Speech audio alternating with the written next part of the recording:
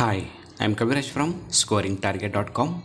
In today's session, we are going to discuss Kannada Model Question Paper for SSLC students. ಆತ್ಮೀಯ ವಿದ್ಯಾರ್ಥಿಗಳೇ, ಇವತ್ತಿನ ತರಗತಿಯಲ್ಲಿ ನಾವು 10ನೇ ತರಗತಿಯ ವಿದ್ಯಾರ್ಥಿಗಳಿಗಾಗಿ ಪ್ರಥಮ ಭಾಷೆ ಕನ್ನಡದ ಮಾದರಿ ಪ್ರಶ್ನೆ ಪತ್ರಿಕೆಯನ್ನು ಸಾಲ್ವ್ ಮಾಡ್ತಾ ಇದ್ವಿ. ಇವತ್ತು ನಾವು ಸಾಲ್ವ್ ಮಾಡ್ತಿರೋದು 40 ಅಂಕದ ಒಂದು ಪ್ರಶ್ನೆ ಪತ್ರಿಕೆ ಆಗಿರುತ್ತೆ. ಇಲ್ಲಿವರೆಗೆ ನಾನು SSLC ವಿದ್ಯಾರ್ಥಿಗಳಿಗಾಗಿ ಮಾಡಿರ್ತಕ್ಕಂಥ ಪ್ರಶ್ನೆ ಪತ್ರಿಕೆಗಳು ಮತ್ತು ಅದರ ಕೀ ಆನ್ಸರ್ಗಳನ್ನು ಡೌನ್ಲೋಡ್ ಮಾಡ್ಕೋಬೇಕಂದ್ರೆ ಅದರ ಲಿಂಕನ್ನು ಕಾಮೆಂಟ್ ಬಾಕ್ಸಲ್ಲಿ ಹಾಕಿರ್ತೀನಿ. ಸೊ ಅಲ್ಲಿ ಕ್ಲಿಕ್ ಮಾಡಿ ಡೌನ್ಲೋಡ್ ಮಾಡಿಕೊಂಡು ನಿಮ್ಮ SSLC ಎಕ್ಸಾಮ್ಗೆ ಪ್ರಿಪೇರ್ ಆಗಿ. Okay, let start the class.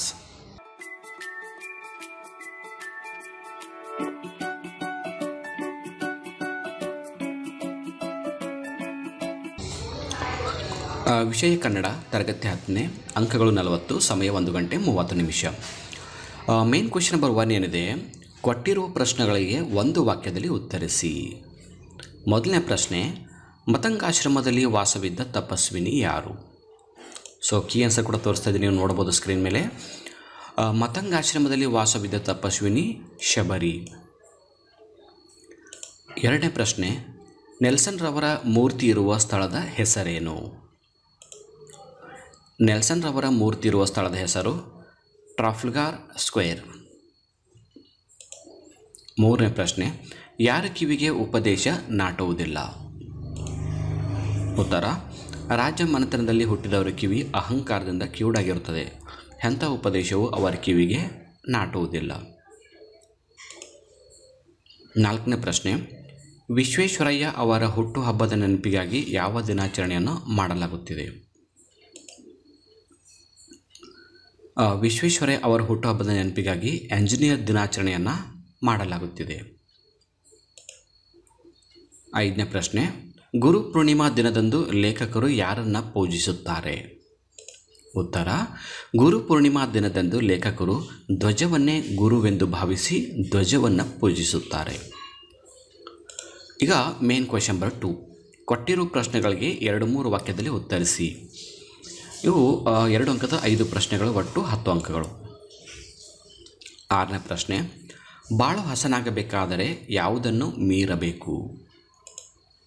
ಉತ್ತರ, ಹೆಣ್ಣು ಹೆಸರುಗಳಿಗಾಗಿ ಸೆಣಗಿ ಹೆಣಗುತ್ತಿರುವ ಮಾನವ ಸಹಜವಾಗಿ ಲೋಭಿ. ಪ್ರಕೃತಿ ಅವನಿಗೆ ಹೇಳಿಕೊಟ್ಟಿದ್ದೇ ಇಂಥ ಜಿಪುಣತನವನ್ನು.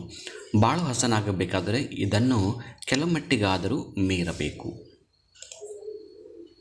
7ನೇ ಪ್ರಶ್ನೆ, ಧರ್ಮಾಧಿಕರಣನು ವಟವೃಕ್ಷಕ್ಕೆ ಏನು ಹೇಳಿದರು? ಧರ್ಮಾಧಿಕರಣರು ವಟವೃಕ್ಷಕ್ಕೆ ನೀನಾದರೋ ಯಕ್ಷಾದಿ ದಿವ್ಯ ದೇವತೆಗಳಿಗೆ ವಾಸಸ್ಥಾನವು ಮತ್ತು ಅವರ ಸೇವೆಯನ್ನು ಮಾಡುವಂಥ ವೃಕ್ಷವೂ ಆಗಿದ್ಯಾ. ಆ ಕಾರಣದಿಂದ ನಿನ್ನನ್ನು ಸಾಕ್ಷಿ ಮಾಡಿ ಕೇಳುವೆನು, ನೀನು ತಪ್ಪದೆ ಸಾಕ್ಷಿಯನ್ನು ನುಡಿ ಎಂದು ಹೇಳಿದರು. 8ನೇ ಪ್ರಶ್ನೆ, ಕಾಡುಗಳಿಗೆ ಹೇಗೆ ಮುಟ್ಟಬೇಕಿದೆ? ಮುಂಗಾರಿನ ಮಳೆಯಾದಾಗ ಪ್ರಕೃತಿ ಹಚ್ಚ ಹಸಿರಿನಿಂದ ಕಂಗೊಳಿಸುತ್ತದೆ. ವಸಂತ ಕಾಲದ ಆಗಮನ, ಬರಡಾಗಿರುವ ಕಾಡು ಮೇಡುಗಳಲ್ಲಿ ಮರಗಿಡಗಳು ಸಮೃದ್ಧವಾಗಿ ಚಿಗುರಿ ಪ್ರಕೃತಿಗೆ ನವ ಚೈತನ್ಯದ ರೀತಿಯಲ್ಲಿ ಮುಟ್ಟಬೇಕಾಗಿದೆ. 9ನೇ ಪ್ರಶ್ನೆ, ಕಾಲಹಕ್ಕಿಯ ಚುಂಚಗಳು ಎಲ್ಲಿಯವರೆಗೆ ಚಾಚಿವೆ ಮತ್ತು ಏಕೆ? ಉತ್ತರ, ಕಾಲವೆಂಬ ಹಕ್ಕಿ ದಿಶಾವಲಯದ ಅಂದರೆ ದಿಶೆ ದಿಕ್ಕುಗಳ ತುತ್ತ ತುದಿಗೆ ಮುಟ್ಟಿದೆ. ದಿಶಾವಲಯದ ಆಚೆಗೆ ತನ್ನಯ ಚುಂಚವನ್ನು ಚಾಚಿದೆ. ಜಗತ್ತಿನ ಮೂಲವನ್ನು ಒಡೆಯಲು, ಪ್ರಪಂಚದ ವಿಸ್ಮಯವನ್ನು ಭೇದಿಸಲು ಎಂಬಂತೆ ಹೊಂಚು ಹಾಕಿದೆ. 10ನೇ ಪ್ರಶ್ನೆ, ಹೆಬ್ಲಕ್ ಸಾಹೇಬನ ಬುದ್ಧಿಮಾತಿಗೆ ವಿರೋಧವಾಗಿ ಜಡಗ ಏನು ಹೇಳುತ್ತಾನೆ? ಉತ್ತರ, ಹೆಬ್ಲಕ್ ಸಾಹೇಬನ ಬುದ್ಧಿಮಾತಿಗೆ ವಿರೋಧವಾಗಿ ಜಡಗ ಇವರನ್ನು ಹೊಡೆಯಿರಿ, ಇವರು ಸಂಪೂರ್ಣವಾಗಿ ಮೋಸಗಾರರು, ವಂಚಕರು, ಇವರ ಮೇಲೆ ನಂಬಿಕೆ ಇಲ್ಲ, ಒಳಸಂಚಿನಿಂದ ಮೋಸ ಮಾಡಿ ನಮ್ಮ ದೇಶ ಗೆಲ್ಲುತ್ತಾರೆ, ಮುಂದೆ ನಮಗೆ ಆಪತ್ತು ಕಾದಿದೆ ಎಂದು ಹೇಳುತ್ತಾನೆ. ಈಗ ಮೇನ್ ಕ್ವೆಶ್ಚನ್ ನಂಬರ್ 3, ಸಂದರ್ಭಾನುಸಾರ ಸ್ವಾರಸ್ಯವನ್ನು ಬರೆಯಿರಿ. ಇದು 3 ಅಂಕದ 3 ಪ್ರಶ್ನೆಗಳು, ಒಟ್ಟು 9 ಅಂಕ. 11ನೇ ಪ್ರಶ್ನೆ, ಮಾರಿಗೌತಣವಾಯಿತು ನಾಳಿನ ಭಾರತವು? ಉತ್ತರ, ಸಂದರ್ಭ, ಕೃಷ್ಣನು ಪಾಂಡವರ ಕೌರವರ ನಡುವೆ ಸಂಧಿ ಮಾಡಲು ಹೋಗಿ ವಿಫಲನಾಗಿ ಹಿಂದಿರುಗುವಾಗ ಕರ್ಣನನ್ನು ಜೊತೆಯಲ್ಲಿ ಕರೆದುಕೊಂಡು ಬಂದು ಮೈದುನತನದ ಸರಸದಲ್ಲಿ ಮಾತನಾಡುವ ಸಂದರ್ಭದಲ್ಲಿ ಈ ಮಾತನ್ನು ಕರ್ಣನು ಕೃಷ್ಣನಿಗೆ ಹೇಳುತ್ತಾನೆ. ಇನ್ನು ಸ್ವಾರಸ್ಯ ಏನು? ಕರ್ಣನು ಮುಂದೆ ನಡೆಯುವ ಮಹಾಭಾರತ ಕುರುಕ್ಷೇತ್ರ ಯುದ್ಧದ ಭೀಕರತೆಯನ್ನು ಈ ಮಾತಿನಲ್ಲಿ ಬಹು ಸ್ವಾರಸ್ಯಪೂರ್ಣವಾಗಿ ಹೇಳುತ್ತಾನೆ.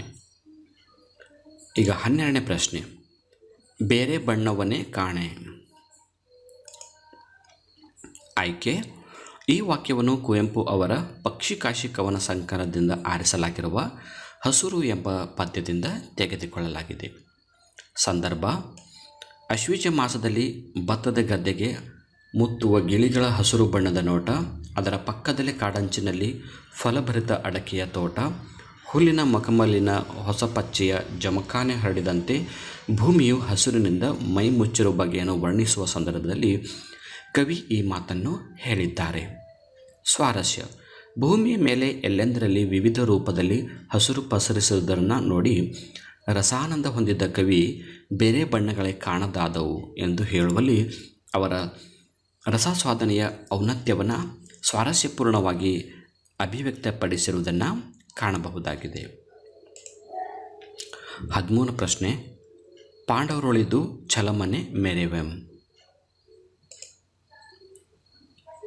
ಆಯ್ಕೆ: ಈ ವಾಕ್ಯವನ್ನು ಮಹಾಕವಿ ರನ್ನ ಬರೆದಿರುವ ಸಾಹಸ ಭೀಮ ವಿಜಯ ಎಂಬ ಕೃತಿಯಿಂದ ಆರಿಸಲಾಗಿರುವ ಛಲಮನೆ ಮೆರೆವೆಂ ಎಂಬ ಪದ್ಯಭಾಗದಿಂದ ಆರಿಸಿಕೊಳ್ಳಲಾಗಿದೆ. ಸಂದರ್ಭ: ನನ್ನ ಒಡ ಹುಟ್ಟಿದ 100 ಮಂದಿ ಸಹೋದರರು ಹೋರಾಡಿ ಸತ್ತರು. ಆದ್ದರಿಂದ ನನ್ನಲ್ಲಿ ಕೋಪ ಹುಟ್ಟಿ ಬೆಳೆಯಿತು. ಸತ್ತವರೇನು ಮತ್ತೆ ಹುಟ್ಟುವುದಿಲ್ಲ ಅಲ್ಲವೇ? ಆದ್ದರಿಂದ ಪಾಂಡವರೊಡನೆ ಹೋರಾಡಿ ನನ್ನ ಛಲವನ್ನೇ ಮೆರೆಯುತ್ತೇನೆ ಎಂದು ಹೇಳುವ ಸಂದರ್ಭದಲ್ಲಿ ಈ ಮಾತನ್ನು ಹೇಳುತ್ತಾನೆ. ಸ್ವಾರಸ್ಯ: ದುರ್ಯೋಧನನು ತನಗೆ ಕೋಪ ಹೆಚ್ಚಾಗಲು ಕಾರಣವನ್ನು ನೀಡಿರುವುದಲ್ಲದೆ ತನ್ನ ಸಹೋದರರು ಸತ್ತಿಲ್ಲ, ಅವರು ಮತ್ತೆ ಹುಟ್ಟಿ ಬರುವರೆಂಬ ನಂಬಿಕೆ ಹೊಂದಿರುವುದು ಹಾಗೂ ಛಲಕ್ಕಾಗಿ ಹೋರಾಡುವ ಆತನ ನಿಲುವು ಇಲ್ಲಿ ಸ್ವಾರಸ್ಯಪೂರ್ಣವಾಗಿ ವ್ಯಕ್ತವಾಗಿದೆ. ಈಗ ಮೇನ್ ಕ್ವೆಶ್ಚನ್ ನಂಬರ್ 4. ಕೊಟ್ಟಿರುವ ಪ್ರಶ್ನೆಗಳಿಗೆ 8 ಅಥವಾ 10 ವಾಕ್ಯಗಳಲ್ಲಿ ಉತ್ತರಿಸಿ. 4 ಅಂಕದ 2 ಪ್ರಶ್ನೆಗಳು, ಒಟ್ಟು 8 ಅಂಕ. 14ನೇ ಪ್ರಶ್ನೆ, ಲಂಡನ್ ನಗರ ವೀಕ್ಷಣೆಯಲ್ಲಿ ಲೇಖಕರು ಗುರುತಿಸಿರುವ ವಿಶೇಷತೆಗಳೇನು? ಉತ್ತರ: ಲಂಡನ್ ನಗರ ವೀಕ್ಷಣೆಯಲ್ಲಿ ಲೇಖಕರು ಲಂಡನ್ ನಗರದ ವ್ಯಾಪಾರ, ಟ್ರಾಮ್ಸ್ ಬಸ್ಸುಗಳ ಗರ್ಭದಲ್ಲಿ ಓಡಾಡುವ ವ್ಯವಸ್ಥೆ ಮತ್ತು 10 ಇಳಿಯಲು ಇರುವ ಎಸ್ಕಲೇಟರ್ಸ್ ಕುರಿತು ಗುರುತಿಸಿದ್ದಾರೆ. ನಂತರ ಪೇಟೆಯಲ್ಲಿನ ಉಲ್ವರ್ತ್ ಎಂಬ ಸ್ಟೇಷನರಿ ಅಂಗಡಿ, ಈ ಅಂಗಡಿಯಲ್ಲಿ ಸಿಗುವ ಬೂಟು, ಸಾಬೂನು, ಪುಸ್ತಕ, ಹೂವು, ಯುದ್ಧ ಸಾಮಗ್ರಿಗಳು ಮುಂತಾದ ವಸ್ತುಗಳನ್ನು ಹೆಸರಿಸಿದ್ದಾರೆ. ಅನಂತರ ಸೂಟು ಹೊಲಿಯುವ ಸಿಂಪಿಗಳ ಬಗ್ಗೆ ವಿವರಿಸಿದ್ದಾರೆ. ಲಂಡನ್ನಿನ ಹೆಣ್ಣು ಮಕ್ಕಳು ಮಾಣಿ, ಟೈಪಿಸ್ಟ್, ಕಾರ್ಕೂನ್ ಮುಂತಾದ ಕೆಲಸಗಳಲ್ಲಿ ನಿಯುಕ್ತರಾಗಿರುತ್ತಾರೆ ಎಂಬುದನ್ನು ಗುರುತಿಸಿದ್ದಾರೆ. ಹೆಣ್ಣು ಮಕ್ಕಳ ವೈವಿಧ್ಯಮಯ ಟೊಪ್ಪಿಗೆಯ ವಿಶೇಷತೆಯನ್ನು ಕುರಿತು ಒಂದು ಟೊಪ್ಪಿಗೆಯಂತೆ ಇನ್ನೊಂದಿರುವುದಿಲ್ಲ, ಸಿಕ್ಕಿಸಿದ ಪುಚ್ಚಕವಾದರೂ ಕನಿಷ್ಠ ಬೇರೆಯಾಗಿರುತ್ತದೆ ಎಂಬುದನ್ನು ಗುರುತಿಸಿದ್ದಾರೆ. ವೆಸ್ಟ್ ಮಿನಿಸ್ಟರ್ ಅಬೆ ಎಂಬ ಪ್ರಾರ್ಥನಾ ಮಂದಿರ ಒಂದು ವಿಶೇಷ ಸ್ಮಾರಕ. ಇದು ಸತ್ತಿರುವ ಸಂತರ, ಸಾರ್ವಭೌಮರ ಹಾಗೂ ಕವಿಪುಂಗವರ ಸ್ಮಾರಕವಾಗಿದೆ. ಸಾಮ್ರಾಟರ ರಾಜ್ಯಾಭಿಷೇಕವಾಗುವ ಸಿಂಹಾಸನದ ಮೇಲಿರುವ ಕಲ್ಲುಪಾಟಿ ಹಾಗೂ ಈ ಕಲ್ಲುಪಾಟಿ ಎಂಬ ಶಿಲೆಯನ್ನೊಳಗೊಂಡ ರಾಜರ ಸಿಂಹಾಸನ, ಸ್ಟೋನ್ ಆಫ್ ಸ್ಕೋನ್ ಮುಂತಾದವುಗಳ ವಿಶೇಷತೆಯನ್ನು ಗುರುತಿಸಿದ್ದಾರೆ. 15ನೇ ಪ್ರಶ್ನೆ, ದ್ರೋಣನು ದ್ರುಪದನ ವಿರುದ್ಧ ಶಪಥ ಮಾಡಲು ಕಾರಣವಾದ ಅಂಶಗಳನ್ನು ವಿವರಿಸಿ. ದ್ರೋಣ ಮತ್ತು ದ್ರುಪದರಿಬ್ಬರು ಯಜ್ಞಸೇನನೆಂಬ ಗುರುವಿನಲ್ಲಿ ಸಹಪಾಠಿಗಳಾಗಿ ವಿದ್ಯಾಭ್ಯಾಸ ಮಾಡಿದ್ದರು.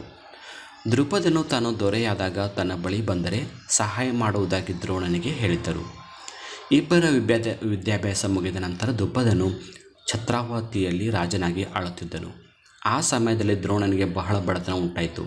ಆಗ ಅವನು ದ್ರುಪದನು ವಿದ್ಯಾಭ್ಯಾಸ ಮಾಡುವ ಸಮಯದಲ್ಲಿ ಆಡಿದ ಮಾತುಗಳನ್ನು ಜ್ಞಾಪಿಸಿಕೊಂಡು ಸಹಾಯವನ್ನು ನಿರೀಕ್ಷಿಸಿ ದ್ರುಪದನಲ್ಲಿಗೆ ಬಂದನು.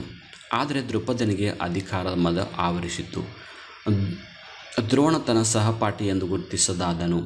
ದ್ರೋಣನು ದ್ರುಪದರ ಮನೆಯ ಬಾಗಿಲಲ್ಲಿ ನಿಂತು ಬಾಗಿಲು ಕಾಯುವನು ಕರೆದು, ನಿನ್ನ ಜೊತೆಯೆಲ್ಲ ಆಟವಾಡಿದ ಸ್ನೇಹಿತನಾದ ದ್ರೋಣನೆಂಬ ಬ್ರಾಹ್ಮಣನನ್ನು ಬಂಧಿಸಿದನೆಂದು ನಿಮ್ಮ ರಾಜರಿಗೆ ತಿಳಿಯಪಡಿಸು ಹೇಳಿ ಕಳಿಸಿದಾಗ ದ್ರುಪದನು, ಅವನಾರು ನನಗೆ ತಿಳಿದಿಲ್ಲ, ಅವನನ್ನು ಹೊರಗೆ ತಳ್ಳು ಎಂದು ಆದೇಶಿಸಿದನು.